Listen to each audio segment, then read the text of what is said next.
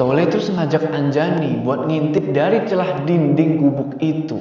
Namun, bagaikan disambar petir, Tole kaget bukan main.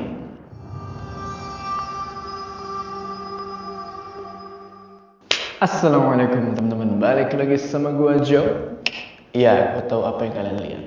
Nope. Apa kabar kalian semua? Semoga kalian semua yang menonton video ini diberikan kesehatan, dilancarkan rezekinya, dan selalu dimudahkan urusannya, dan selalu diberikan perlindungan dari wabah yang sedang melanda dunia saat ini. Di video ini kita bakal lanjutin cerita solo hiking merbabu dari Balakarsa. Dimana di part sebelumnya kita tahu kalau Tole ini sempat masuk ke sebuah desa yang cukup mengerikan. Karena para penduduk di desa itu gak ada mukanya. Dan juga dia bertemu dengan sosok wanita tua serta anak perempuan yang cukup cantik. Tapi sebenarnya siapa mereka ini? Ikutin cerita ini terus. Sebelum kita masuk ke cerita, jangan lupa kalian like video ini, dan bagi yang belum subscribe, ayo subscribe sekarang ke channel ini supaya kalian gak ketinggalan part terakhir dari cerita ini. Bagi yang baru bergabung, gue saranin kalian tonton dulu part sebelumnya ya di sini. Udah siap ya? Mode horor aktif.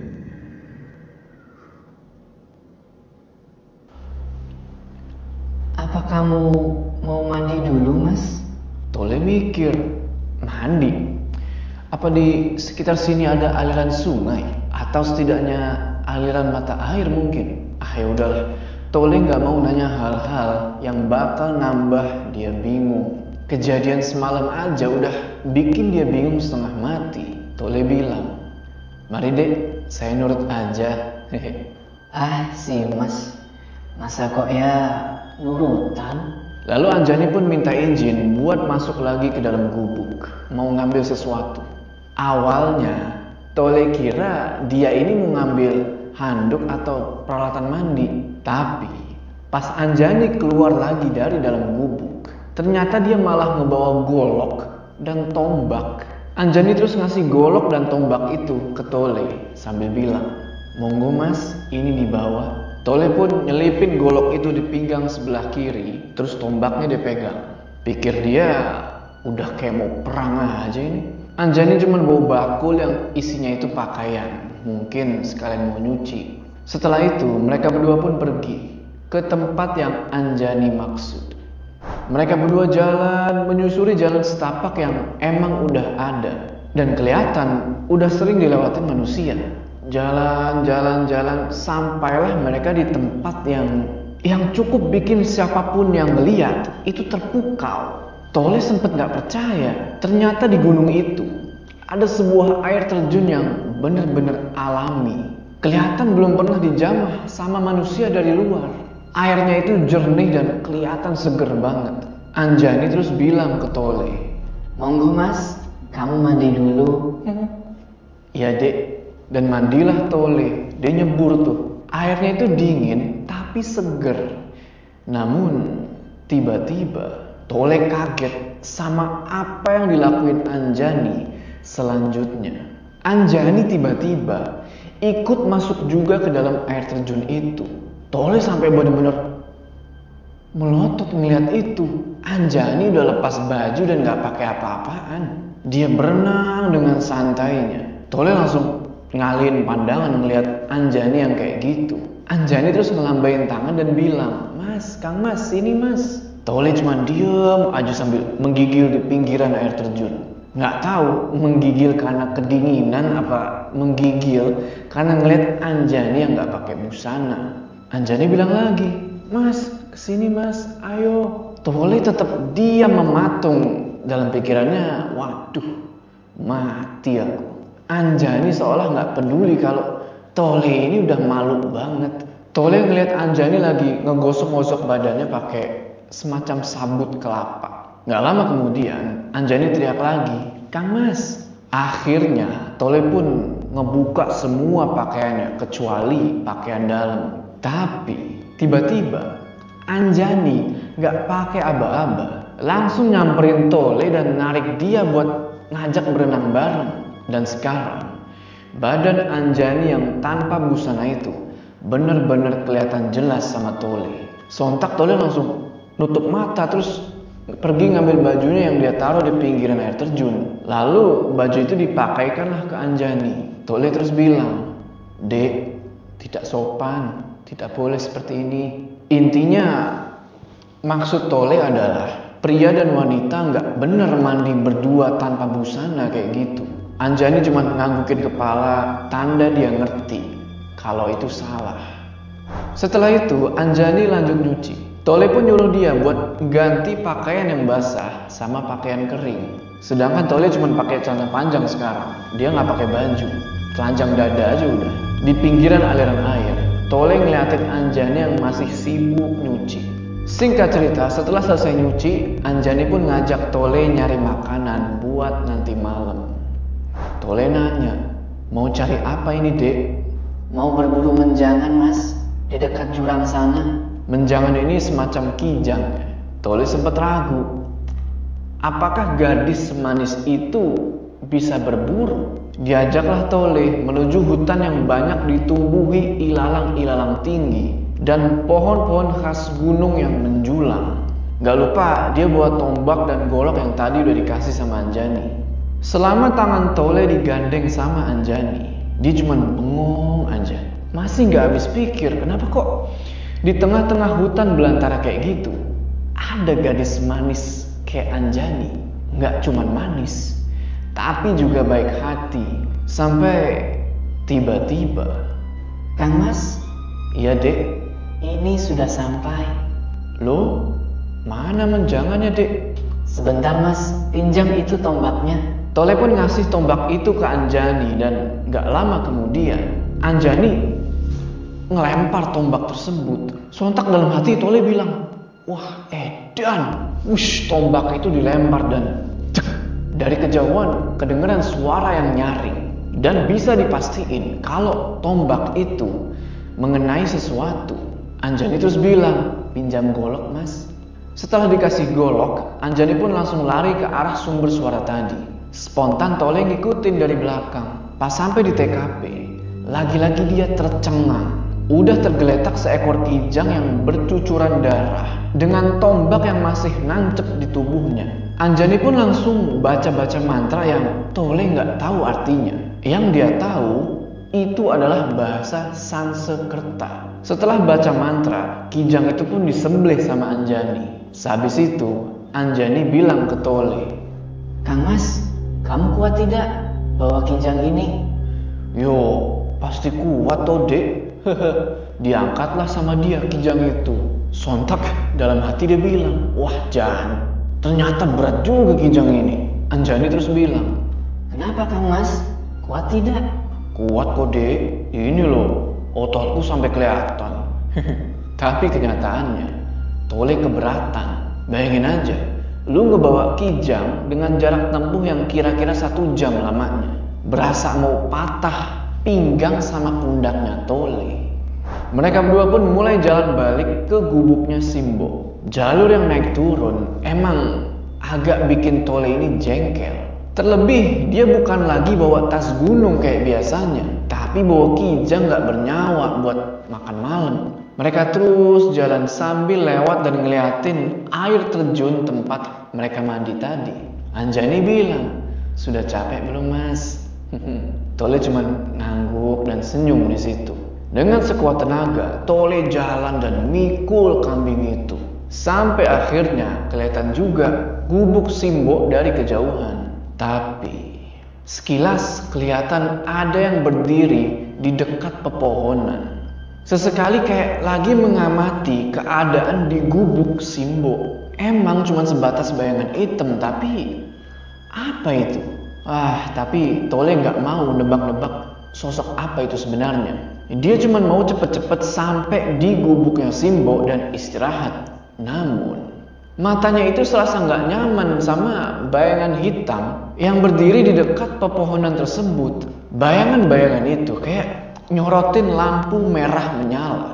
Mungkin lebih kayak laser.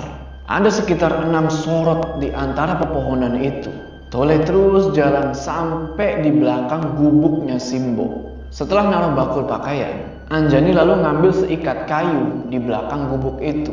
Namun, lagi-lagi sorotan merah itu bikin Tole nggak nyaman dan penasaran. Tiba-tiba, Ada apa, Mas? nggak kode, nggak ada apa-apa. Ya wes, Mas. Mari masuk ke gubuk lagi. Di depan gubuk, kedengeran suara Simbo lagi nyapu. Srek, srek. Simbo pun nanya, Dapat apa ini? Dapat anak kijang, Bo, di lereng jurang. Ya udah sana, dimasak untuk nanti malam. Iya, Bu. Tole dan Anjani pun masuk ke dalam gubuk dan jalan ke dapur. Selayaknya dapur orang desa, tungku masih dari tanah liat. Begitu pula wajan dan kendiknya. Di atapnya sengaja dibolongin satu. Mungkin tujuannya supaya asap dari masak itu bisa membumbung keluar dan gak bikin pengap di dalam gubuk.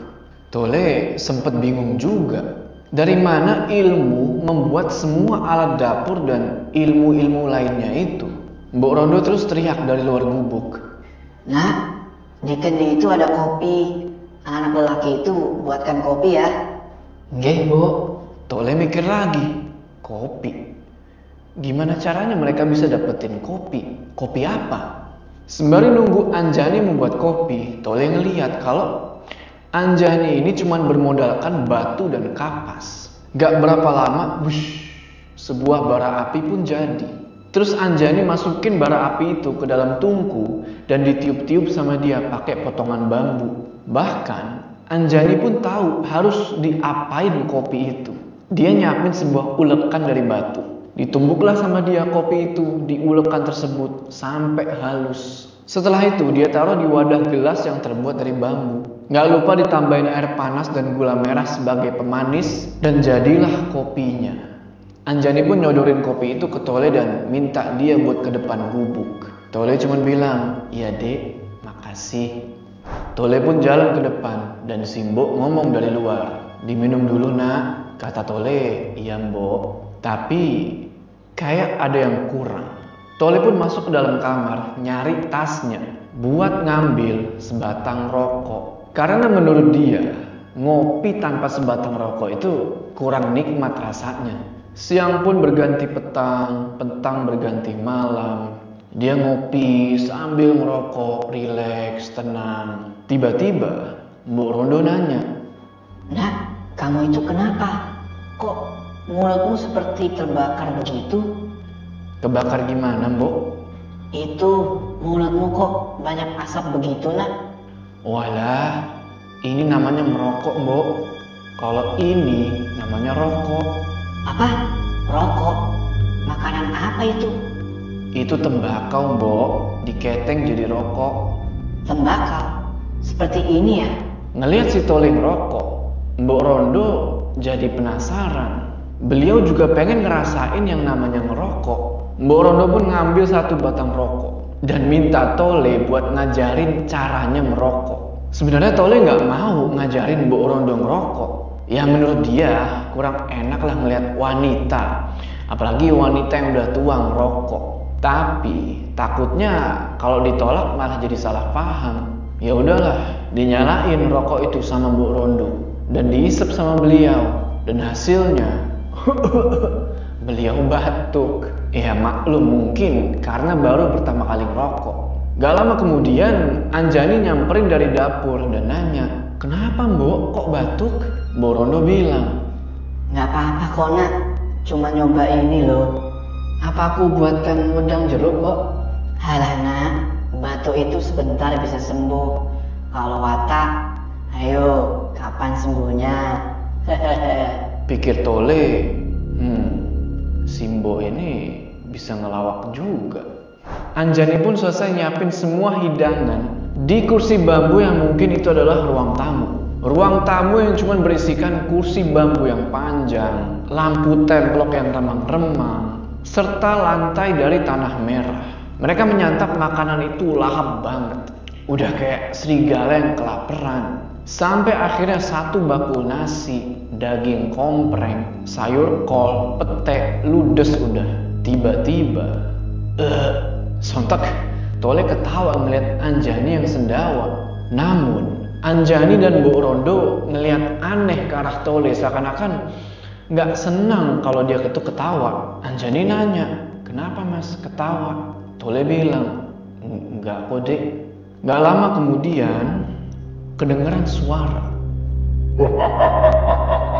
Keluar anak manusia, aku tahu kamu di dalam. Siapa itu? Berani mengganggu kawasanku? Gak pakai basa-basi, Mbok Rondo ngambil sapu ijuk-nya dan pergi keluar gubuk. Sebelum keluar, beliau bilang, "Kamu semua di dalam saja ya nak. Biar Simbo yang menemui siapa itu yang berani mengusik ketentraman di tempatku." Tole dan Anjani cuma diem dan ngangguk. Mereka cuma bisa pasrah. Bahkan coba ngelarang Simbo keluar pun Tole gak berani, karena mata Mbok Rondo udah ngeri. Simbo pun keluar gubuk dan teriak, "Siapa yang berani mengganggu kawasanku?" Tole terus ngajak Anjani buat ngintip dari celah dinding gubuk itu. Namun bagaikan disambar petir, Tole kaget bukan main. Kalian masih ingat kan sama 3 sosok buto mengerikan itu?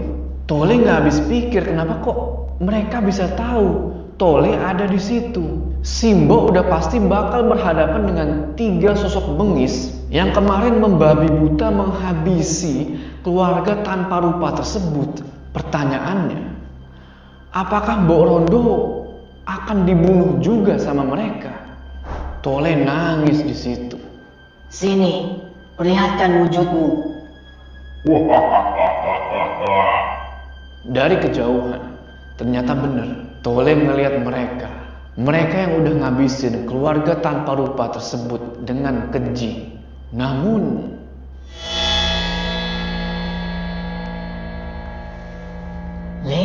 Tole.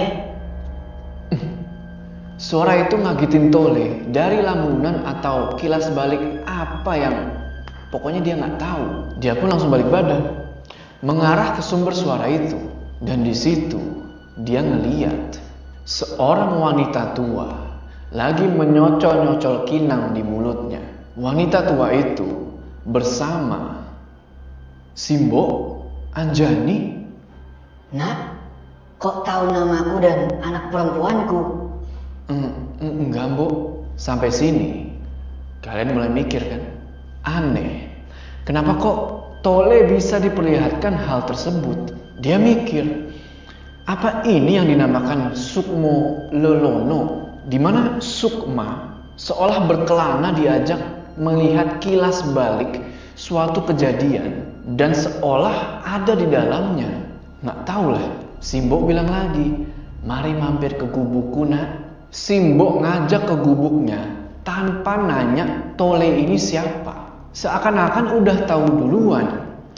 Dan anehnya lagi, Tole langsung ngeiyain ajakan Simbo tanpa nolak kayak waktu itu. Ingat kan? Tole pun ngikutin langkah Simbo dan Anjani. Dan kedengeran lagi kayak waktu itu, suara warga desa dan suara hajatan. Bener aja, ada perkampungan persis sama yang waktu itu Tole lihat. Berjejer rumah gubuk dan berhiaskan lampu templok. Namun ada yang beda sama warga-warga di situ. Warga-warga di situ punya wajah nggak muka rata kayak waktu itu. Cuman muka mereka ini pucet dan nggak merduliin Tole, Anjani sama Simbo lewat di jalan dusun itu. Singkat cerita, sampailah mereka di gubuk Simbo dengan bentuk yang sama persis seperti penglihatan sebelumnya. Sampai dialog-dialog yang terjadi di dalam gubuk itu sama persis, gak ada yang berbeda. Namun ada satu kalimat yang berbeda. "Nah, besok kamu boleh melanjutkan perjalananmu. Tapi tunggu sampai matahari terbit ya. Nanti biar Anjani yang mengantarmu ya nak." Kalau kalian ingat, sebelumnya Mbok Rondo ini ngelarang Tole buat lanjut naik kan? Si Anjani manja kayak kemarin, mijitin dan segala macem, sampai Tole ketiduran. Malam pun berlalu dan pagi pun tiba. Anjani nanya, "Sudah bangun mas?" "Sama, kejadian selanjutnya juga sama. Anjani ngajak Tole mandi, berburu kijang. Cuman saat itu waktu berasa lama. Pas balik lagi ke gubuknya Mbok Rondo, beliau menceritakan sesuatu. Mbok Rondo bilang kalau nama beliau adalah Dewi dan beliau ini bukan dari golongan manusia. Beliau ini adalah seorang pertapa yang pernah bertapa di kawah Chandra di muka merbabu. Beliau juga bilang kalau anaknya yaitu Anjani sejatinya adalah manusia dan punya darah Mbok Rondo ini. Dengan kata lain bisa dibilang Anjani ini adalah setengah demit. Mbok Rondo bilang kalau Anjani emang suka sama Tole. Beliau bilang kalau Tole mau jadiin istri, ya udah jadiin, tapi jangan dibuat sakit hati. Si Mbok cerita juga kalau dulunya dia adalah manusia setengah demit. Ibunya adalah Dewi juga di gunung itu. Dan bapaknya adalah seorang resi yang gak mau ngakuin si Mbok. Julukan Mbok Rondo itu adalah karena dicampakkan seorang yang gak mau nerima kalau si Mbok ini adalah manusia setengah demit. Yang bikin dia kaget adalah Anjani ini suka dan mau jadi istrinya Tole. Namun gak semudah itu. Seperti orang yang beruntung, tapi mustahil ngambil keberuntungan itu. Karena si Mbok menuntut syarat yang gak masuk akal buat Tole. Akhirnya Tole terpaksa menolak secara halus dan bilang ke Mbok Rondo kalau dia cuma pengen melanjutin perjalanan sampai dia pulang nanti ke rumah. Si Mbok mengerti, cuman Anjani kelihatan patah hati. Syarat dari si Mbok adalah Tole hanya diperkenankan mengajak Anjani turun dari gunung itu selama 40 hari. Setelah 40 hari itu, Tole harus mau tinggal di alas merbabu. Syarat yang berat. Tole ngelihat Anjani nangis karena penolakan itu. Tapi mau gimana lagi? Hari sekarang udah menjelang sore. Saatnya Tole ngelanjutin perjalanan. Dia pun pamit sama si Mbok dan diantar sama Anjani sebagai tour guide-nya buat balik dulu ke tenda. Sesampainya di tenda, Anjani langsung matiin bekas bara perapian yang ternyata masih nyala, yang tadi ditinggal karena diajak ke gubuk si Mbok. Sedangkan Tole sibuk beres-beres tenda dan barang-barangnya. Setelah selesai, mereka pun melanjutin perjalanan. Perlahan, mereka menyusuri jalan dengan turunan yang sangat amat curam. Mereka berdua juga sambil ngayunin golok mereka masing-masing buat nebas ilalang dan belukar. Jalan terus mereka sampai mereka ketemu dengan sebuah air terjun kecil. Di mana di balik air terjun itu ada tanjakan. Tole bilang itu tanjakan super asik. Kenapa begitu?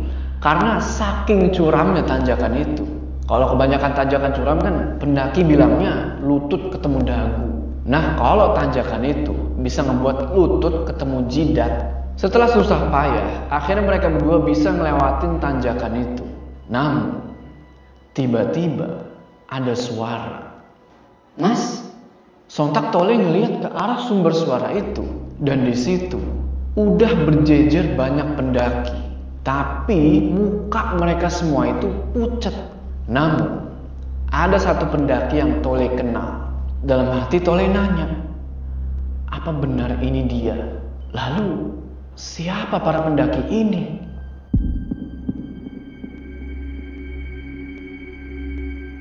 Penasaran sama nasib Tole dan jawaban dari semua pertanyaan-pertanyaan kalian? Tonton di part terakhir. Sebelum kita berpisah, jangan lupa kalian like video ini, dan bagi yang belum subscribe, ayo subscribe sekarang ke channel ini supaya kalian gak ketinggalan part terakhir dari cerita ini. Gua Jo, sampai ketemu di part selanjutnya.